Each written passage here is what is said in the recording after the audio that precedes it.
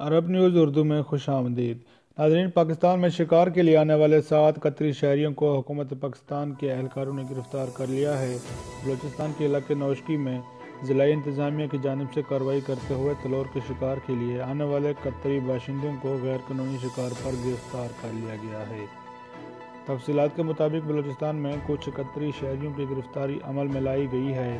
بتایا گیا ہے کہ بلوچستان کے شہر نوشکی میں ضلعی انتظامیہ نے کارروائی کرتے ہوئے تلور کے شکار کے لیے آئے ہوئے قطری باشندوں کو غیر قانونی شکار پر گرفتار کیا گیا ہے۔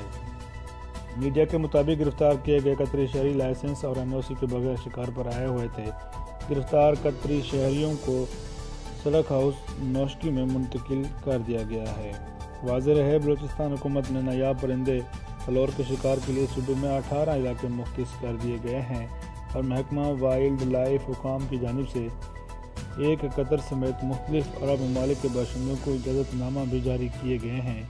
حکومت بلوچستان نے 100 تلور کے شکار کے لیے $1,00,000 فیس مقرر کر رکھی ہے، جبکہ اجازت نامے کی شرط بھی اس کے ساتھ لاف ہے۔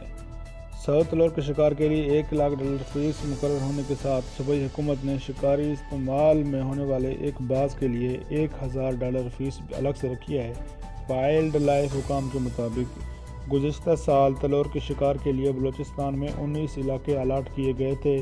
گزشتہ سال تلور کے شکار کی فیس میں تقریباً 13 کروڑ روپے اضافی جمع ہوئے تھے۔ شکار کے مد میں جمع فیس جنگلی حیات کے تحفظ اور فروغ کے لیے استعمال کی جاتی ہے، جبکہ جس کے پاس اجازت نامہ یا NOC نہ ہو اس کو شکار کی اجازت نہیں ہوتی۔ اسی وجہ سے ہی قطر کے باشندوں کو صوبائی حکومت کے اہلکاروں کی جانب سے گرفتاری کا سامنا کرنا پڑا ہے، جبکہ حکومت پاکستان سے قطر کے حکومت کے بعض افراد مسلسل رابطے میں ہیں اور امید ظاہر کی جا رہی ہے کہ ان کے لائسنس حکومت کو دکھا کر ان کی جلد رہائی کا انتظامات کیے جائیں گے۔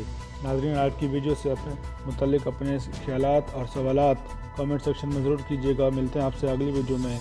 عرب دنیا کی تمام خبریں دیکھنے کے لیے ہمارے YouTube چینل کو سبسکرائب کر لیں۔ ملتے ہیں آپ سے اگلی ویڈیو میں۔ السلام علیکم ورحمۃ اللہ وبرکاتہ۔